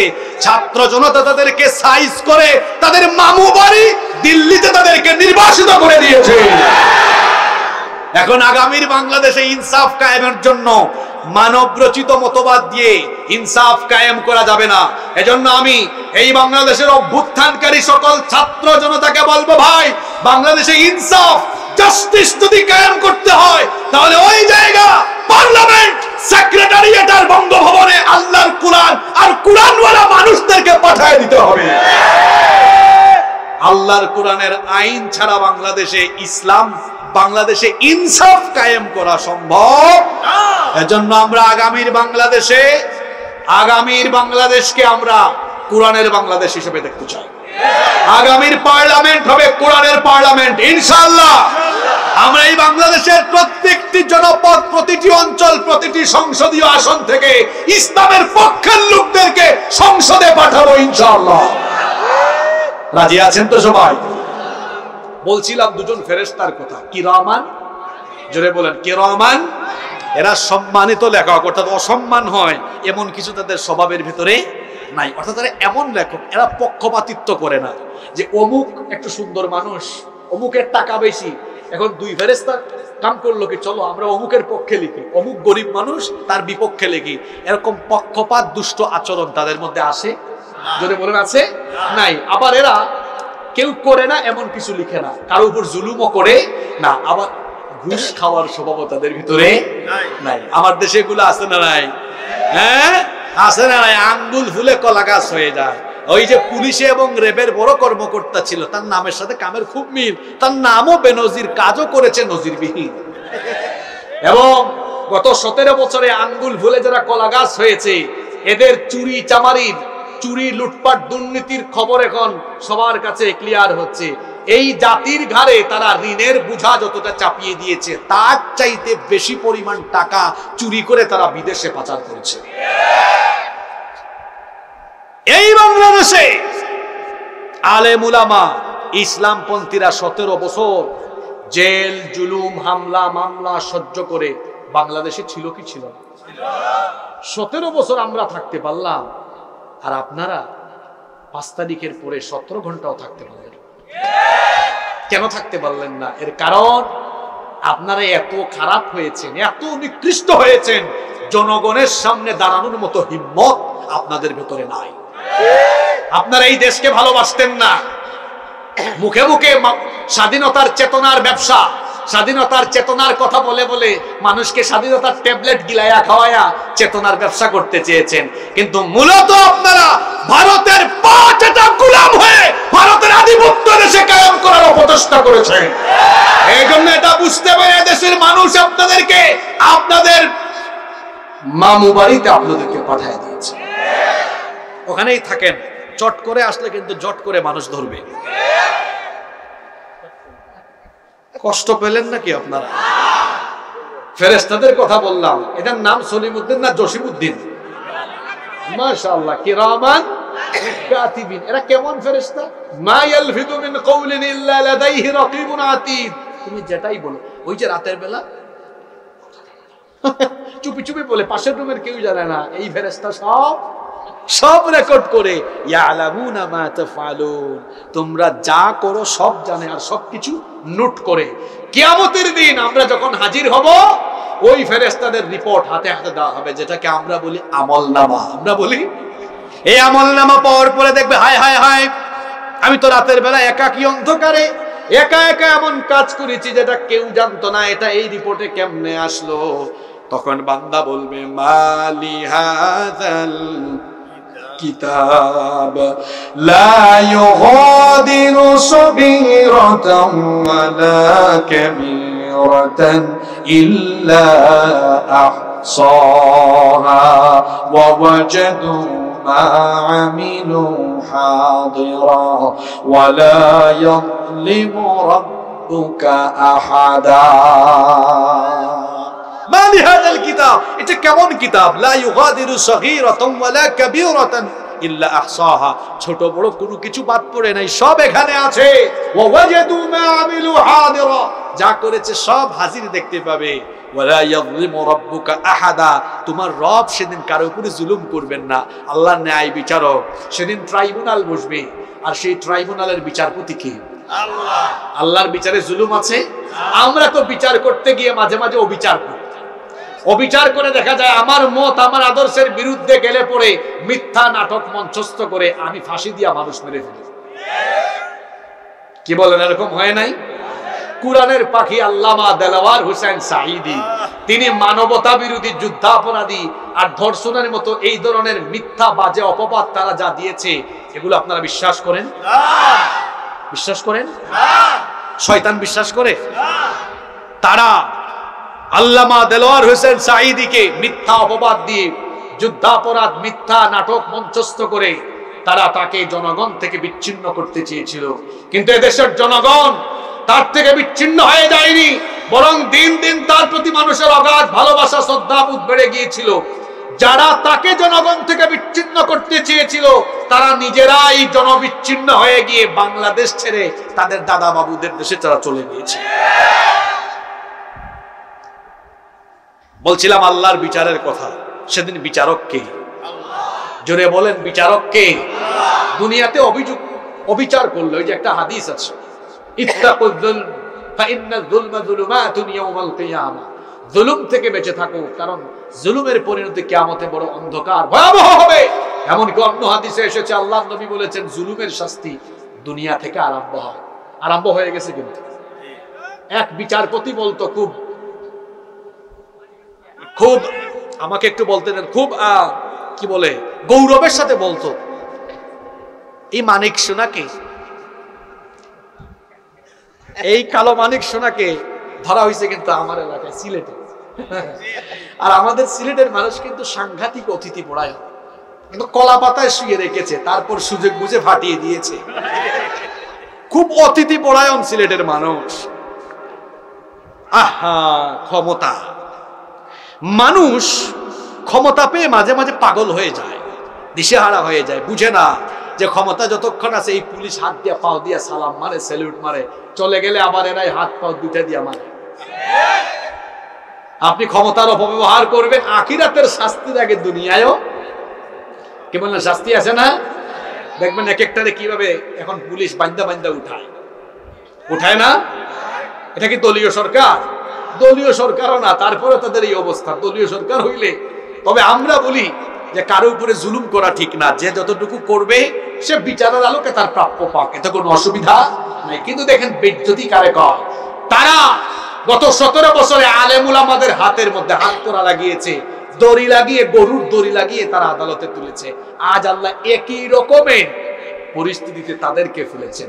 বরং আলেম ওলামাদেরকে আদালতে তোলা হলে মানুষ দেখলে কাঁদতো, মহিলারা কান্না করতো, পেলে সালাম দিত আর দোয়া করতো, বলতো আরে হুজুর আপনাদেরকে এত জুলুম করে। আর এদেরকে পাইলে পাবলিক সুযোগ খুলে স্যান্ডেলটা খুললা চিন্তা করে বেশি দামি না কম দামি, কম দামি সিরা হইলে মারে, নইলে পচা ডিম মারে, ভালো ডিমও মারে। এই অপমান, এই জিল্লতি, এই বেজ্জতি এদের তরফ থেকে, এদের উপরে এসেছে কার তরফ থেকে? আল্লাহ। বলছিলাম আল্লাহর বিচারের কথা। আল্লাহর বিচার আছে না নাই? আপনাদের বিশ্বাস হয়? এই বিশ্বাস রাখতে হবে, আল্লাহর বিচার আছে, আল্লাহ বিচার করবেন এবং কিয়ামতে আমার প্রতিটি বিষয় সম্পর্কে আল্লাহ জানতে চাইবেন। এই ফিলিংস আমাদের অন্তরে থাকলে আল্লাহর গোলামির পথে আমাদের মন কখনো বিচ্যুত হবে না ইনশাআল্লাহ। কষ্ট হচ্ছে আপনাদের? আমি তো শেষ দিকে চলে আসছে, আমরা 7 থেকে 8 মিনিট থাকতে পারবো না ইনশাআল্লাহ। বিচার চলবে, বিচার চলবে, বিচার আরম্ভ হবে। বিচার আরম্ভ করার পরে সেই দিন যারা সৎকর্মশীল পুণ্যবান বান্দা তারা কোথায় যাবে, আর যারা দুরাচারী পাপাচারী তারা কোথায় যাবে? আল্লাহ পরের আয়াত থেকে এবার বর্ণনা দিচ্ছেন। আল্লাহ তাআলা বলছেন, ইন্নাল আবরারা লাফি নাঈম ওয়া ইন্নাল ফুজ্জারা লাফি জাহিম। আল্লাহ তাআলা বলছেন, ইন্নাল আবরারা লাফি নাঈম, নিশ্চয়ই পুণ্যবান সৎকর্মশীল নেককার বান্দারা নিয়ামতের ভিতরে থাকবে। কোরআনের একটা মজা হলো, এক আয়াতের তাফসীর অন্য আয়াতে পাওয়া যায়। এই নিয়ামত কি হবে আল্লাহ পরবর্তী সূরা 83 নম্বর সূরা মুতাফফিফিনের 22 নম্বর আয়াতের মধ্যে বললেন কোন কোন নিয়ামতে বান্দা থাকবে। শোনো, ইন্নাল আবরারা লাফি নাঈমিন আলাল আরাইকি ইয়ানজুরুন তারিফু ফি বুজুহিহিম নাদরাতান النعيم يسقون من رحيق مختوم ختامه مسك وفي ذلك فليتنافس المتنافسون ومزاجه من তাসনিম আইনান ইয়াশরাবু বিহাল মুকাররাবুন। কি সুন্দর বর্ণনা কোরআনে এসেছে। আহা, ইন্নাল আবরারা লাফি নাঈম, নিশ্চয়ই জান্নাতীরা পুণ্যবান সৎকর্মশীল নেককাররা নিয়ামতে থাকবে। সেই নিয়ামত কি? আলাল আরাইকি ইয়ানজুরুন, জান্নাতের সুসজ্জিত আসনসমূহে হেলান দিয়ে জান্নাতের নয়নাভিরাম দৃশ্য তারা অবলোকন করবে। কি মনে হয় জান্নাত এটা কত সুন্দর? এটা আপনার কল্পনার ভিতরে আছে? কল্পনার ভেতরে না। ওয়া ইযা রাআইতা সুম্মা রাআইতা, আল্লাহ কোরআনে বলেছেন ওয়া ইযা রাআইতা সুম্মা রাআইতা নাঈমান ওয়া মুলকান কাবীরা, বান্দা তুমি যেখানেই তাকাবে অতঃপর তাকাবে, অতঃপর তাকাবে, আবার দেখবে, আবার দেখবে, যেদিকে দেখবে সেদিকে শুধু নিয়ামত আর নিয়ামত, নিয়ামত আর নিয়ামত দেখবে। সুবহানাল্লাহ। কি নিয়ামত, কি নিয়ামত তোমার কল্পনারও বাইরে। রেস্টুরেন্টে গিয়েছো খাইতে, একটা খাবারের অর্ডার দিয়েছো, আনতে আনতে 10 মিনিট, চাইনিজ হইলে আরো বেশি, তাই না? আর জান্নাতে জান্নাতি কোনো খাবার খেতে চাইবে, চাওয়া মাত্রই সামনে হাজির হয়ে যাবে। কি নেই সেখানে? সেখানে আছে ঝর্ণার কলকল ধ্বনি, সেখানে আছে বহমান ঝর্ণাধারা, মদের ঝর্ণা, আবার উল্টা পাল্টা মদ না, যেটা খাইলে বউকে মা ডাকে। আল্লাহ বলেছেন লা ফিহা গাউলু ওয়া লা হুম ইউনজাকুন, এটা পান করলে পরে মানুষের সেন্স বিলুপ্ত হয় না, এনার্জি আরো বাড়ে। এনার্জি লাগবে না? লাগবে তো। এক একজন জান্নাতের জন্য আল্লাহ কত হুর রেখেছেন। আর হুর কেমন? আরে ভাই রে ভাই, সিরাজগঞ্জের ছেলেরা মেয়েদেরকে দেখলে একটা আরেকটা কয় দুঃস্থ দেখছ মাথা ঠিক নাই, কি সুন্দরী। এই জরিনা সকিনারা কি আর সুন্দর। আল্লাহ বলেছেন ওয়া যাওয়াজনাহুম বিহুরুন আইন, হরিণীর মতো টানা টানা চক্ষু, ডাগর ডাগর চক্ষু বিশিষ্ট হুরদের সাথে আমি আল্লাহ তোমাদের বিবাহ দিব। এরা কেমন? লাম ইয়াতুমিযহুন্না ইনসুন ক্বাবলাহুম ওয়ালা জান। সিরাজগঞ্জের জরিনা সকিনার দিকে অনেক ছেলে তাকাইছে, হ্যাঁ, আর ওই জান্নাতি হুরদেরকে জিন বা মানুষ এদেরকে দেখাও নাই, স্পর্শও করে নাই। এমন ইনটেক হুর আল্লাহ জান্নাতীকে দান করবেন। সুবহানাল্লাহ। এদের সৌন্দর্য কেমন? জরিনা সকিনা দেখলে মাথা ঠিক থাকে না। আল্লাহ বলেছেন কোন একজন হুরকে যদি আল্লাহ দুনিয়ার আসমানে উকি দেওয়ার আদেশ দিতেন একবারের জন্য, সে যদি একবার উকি দিত, তার সৌন্দর্যের আলোয় সূর্য তখন ম্লান হয়ে যেত। এমন এমন সুগন্ধি এক একজন হুরের সাথে। আল্লাহ বলেছেন, আল্লাহ নবী বলেছেন, কোন একজন হুর যদি তার আঁচল একটু দুনিয়ার আসমানে নাড়া দিত, গোটা দুনিয়া মেশকের সুগন্ধিতে ভরে যেত। এই নিয়ামত জান্নাতে রেখেছেন কি? আল্লাহ বলছেন এই জান্নাতীদের তারিফু ফি ওয়ুজুহিহিম নাদরাতান নাঈম, তাদের চেহারার মধ্যে সুখ স্বাচ্ছন্দ্যের লাবণ্যের বহিঃপ্রকাশ ঘটবে। ইউসকাউনা মির রাহিকিম মাখতুম, আবুল তাবুল বোতল না, একদম খিতামুহু মিস্ক, মিস্কের সুগন্ধিযুক্ত সিলমোহরকৃত শরাব তাদেরকে দেওয়া হবে। মিজাজুহু তাসনিম, যেখানে তাসনিমের ফ্লেভার দিয়ে দেওয়া হবে। সুবহানাল্লাহ। এই রকম নিয়ামতের ভেতরে জান্নাতীরা থাকবে। জান্নাতে কোনো বুড়া মানুষ যাবে না। এই যে আমার যত বুড়া বাবারা আছেন, জান্নাতে যাওয়ার সময় 30 বছরের যৌবন নিয়ে তারা জান্নাতে ঢুকবেন। সুবহানাল্লাহ। জান্নাতে এমন জায়গায় ঢুকলে আর বের হওয়া যাবে। জান্নাতে কোনোদিন ইন্তেকালও হবে না, মালাকুল মউত একবারই আসবে এই দুনিয়ায়, এরপরে তার আর আসার কোনো খবর থাকবে না। আর কোনো মৃত্যু নাই। সীমাহীন অফুরন্ত নিয়ামতের ভেতরে জান্নাতীদেরকে রেখে দিবেন যিনি, জুড়ে বলেন তিনি কে? ওয়া ইন্নাল ফুজ্জারা লাফি জাহিম, বেনামাজি, সুদখোর, ঘুষখোর, বেপরদায় চলে, পিতা মাতার সাথে অবাধ্য হয়, মাতা পিতার সাথে বাজে আচরণ করে, আত্মীয় স্বজনের হক মেরে খায়, জনগণের হক নষ্ট করে, দুর্নীতি করে, চুরি করে, ডাকাতি করে, লুটপাট করে, অন্যায় আর পাপের সাথে লিপ্ত পাপাচারীরা, দুরাচারীরা। আল্লাহ বলছেন ওয়া ইন্নাল ফুজ্জারা লাফি জাহিম, এরা যাবে জাহিমে। জাহিম হলো জাহান্নামের একটা স্তর। জাহান্নামের স্তর হলো মোট 7টা। জুড়ে বলেন কয়টা? এর মধ্যে একটা স্তর হলো জাহিম। ওয়া ইন্নাল ফুজ্জারা লাফি জাহিম ফাআম্মা মান তাগা ওয়া আথারাল হায়াতাদ দুনিয়া ফাইন্নাল জাহিমা হিয়াল মাওয়া। যারা সীমা লঙ্ঘন করেছে আল্লাহর সাথে এবং দুনিয়ার জীবনকে বড় করে দেখেছে, খাও দাও ফুর্তি করো, দুনিয়াটা মস্ত বড়, দুনিয়ায় রং তামাশা করেছে যারা, আল্লাহর অবাধ্য হয়েছে যারা, সেই জাহিমের অধিবাসী হবে তারা। এজন্য আমরা যদি জাহিম থেকে বেঁচে আল্লাহর জান্নাতের অধিবাসী হতে চাই, দুনিয়াতে নামাজি হওয়ার পাশাপাশি আল্লাহর সকল বিধিবিধানগুলো মানার দরকার আছে না নাই? আরো জোরে বলেন আছে না নাই? আল্লাহ তাআলা বলছেন জান্নাত আর জাহান্নামীদেরকে সেখানে কিয়ামতের দিন প্রবেশ করানো হবে। এজন্য আল্লাহ পরের আয়াতে বলছেন ইয়াসলাউনাহা ইয়াউমাদ্দিনি ওয়া মা হুম আনহা বিগাইবিন। ইয়াউমুদ্দিন, আপনারা বলেন না আর রহমান রহিম মালিকি ইয়াউম, বিচার দিবসের মালিক কে? ইয়াসলাউনাহা ইয়াউমাদ্দিন, বিচার দিবসে জান্নাতীরা জান্নাতে, জাহান্নামীরা জাহান্নামে ঢুকবে। ওয়া মা হুম আনহা বিগাইবিন, সেখান থেকে কেউ সরে যেতে পারবে। এরপরে আল্লাহ বলছেন শোনো শোনো শোনো, বিচার দিবস সম্পর্কে কি জানো নাকি? ওয়া মা আদরাকা মা ইয়াউমুদ্দিন সুম্মা মা আদরাকা মা ইয়াউমুদ্দিন।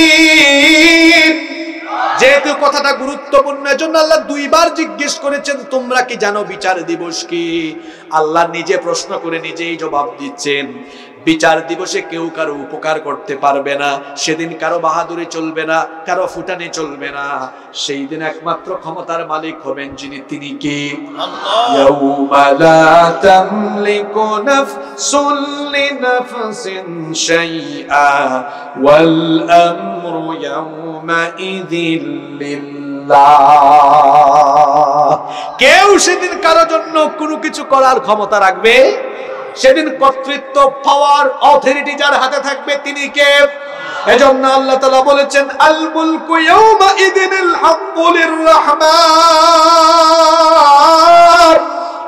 সেই দিন পাওয়ার, ক্ষমতা কেবলমাত্র রহমানের হাতে থাকবে। ওয়া কানা ইয়াউমান আলাল কাফিরিনা আসিরা, কাফিরদের জন্য সেই দিনটা হবে বড় কঠিন, সেই দিনটা হবে বড় ভয়াবহ। সেই দিন সকলের ক্ষমতা শেষ হয়ে যাবে। দুনিয়ায় মানুষের কত ক্ষমতা, সব ক্ষমতার বাহাদুরি সেদিন শেষ হয়ে যাবে। আসমান, জমিন, চাঁদ, সূর্য, মহাশূন্যে অবস্থিত সবকিছু, জমিনে অবস্থিত সবকিছু লন্ড ভন্ন চূর্ণ বিচূর্ণ মেসাকার হয়ে যাবে। মানুষ সেদিন উলঙ্গ খতনাবিহীন হয়ে উঠবে, নগ্ন পদে হাজির হবে।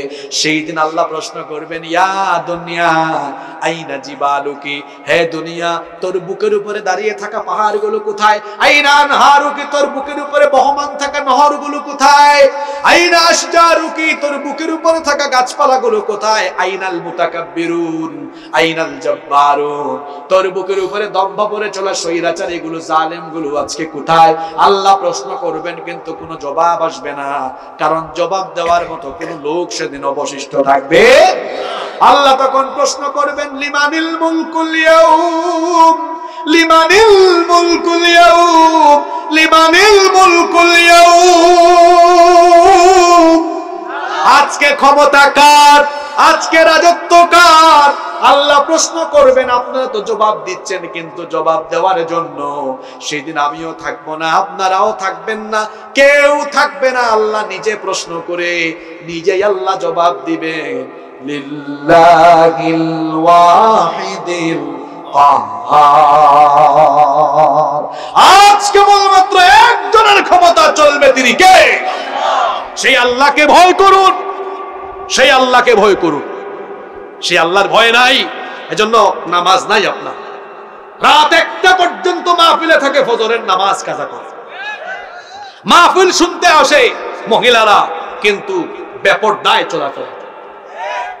আল্লাহর ভয় পয়দা করুন, 5 ওয়াক্তের নামাজ ঠিক করুন, স্ত্রীকে ভালোবাসুন, নিজের পিতা মাতার খেদমত করুন।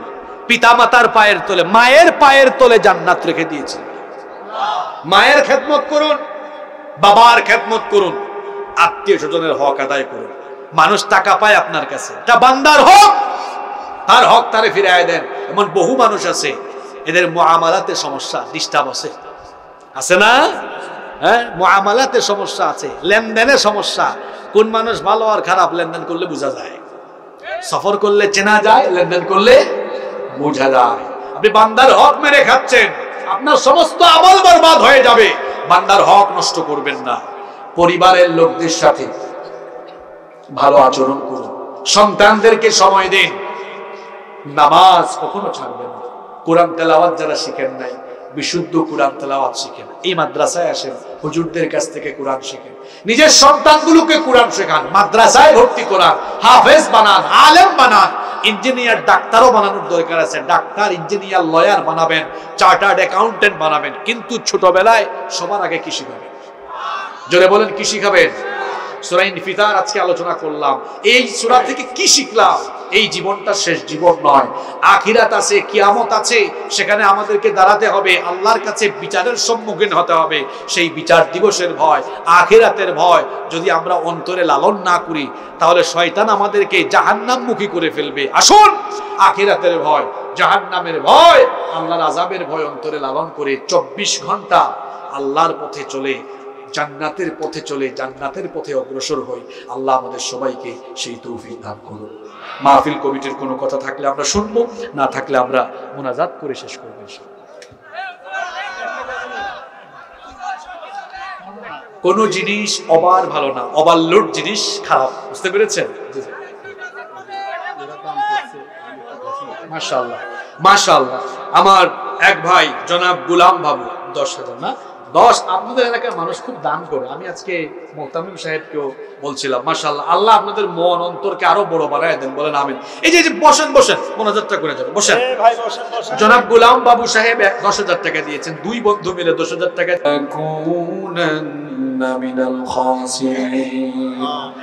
ربنا لا تزغ قلوبنا بعد إذ هديتنا وهب لنا من لدنك رحمة إنك أنت الوهاب ربنا إنك جامع الناس ليوم لا ريب فيه إن الله لا يخلف الميعاد রব্বুল আলামিন, ওগো আমাদের মালিক, ওগো আমাদের রব, গভীর রজনী পর্যন্ত আমরা এই ময়দানে বসে বসে তোমার কালাম থেকে আলোচনা শুনেছি। আল্লাহ, গভীর এই রাতে অসংখ্য মুসলমান নরনারী নিয়ে, আলেম উলামা নিয়ে, কোরআনে কারীমের ছাত্রদেরকে নিয়ে, হাফেজ আলেম সাহেবদেরকে নিয়ে তোমার কাছে হাত তুলেছি মাবুদ। আমরা যারা হাত তুলেছি, জীবনে আমরা অসংখ্য গণিত গুনাহ করেছি। আমরা জানি আমাদের গুনাহের পরিমাণ অনেক বেশি, কিন্তু আমরা এটাও জানি আমাদের গুনাহের চাইতে তোমার দয়ার পরিমাণ আরো কোটি কোটি গুণে বেশি। আল্লাহ, আমাদের গুনাহের দিকে না তাকিয়ে তোমার রহমতের দিকে দৃষ্টিপাত করে তোমার গাফফার নামের খাতিরে আমাদের জীবনের ছোট বড় জানা অজানা যত গুনাহ আছে, দয়া করে সব গুনাহগুলো তুমি মাফ করে দাও রব্বুল আলামিন। আমাদের স্ত্রী সন্তান পরিবারের সবাইকে তুমি মাফ করে দাও। আমাদের কলিজার টুকরা মা বাবাকে মাফ করে দাও। আমাদের যাদের আব্বা আম্মা আমাদেরকে এতিম বানিয়ে অন্ধকার কবরের বাসিন্দা হয়েছেন, দয়া করে তাদের কবর গুলোকে তুমি জান্নাতুল ফেরদাউস বানিয়ে দাও। আমাদের যাদের মা বাবা বেঁচে আছেন, নেক হায়াত বাড়িয়ে দাও।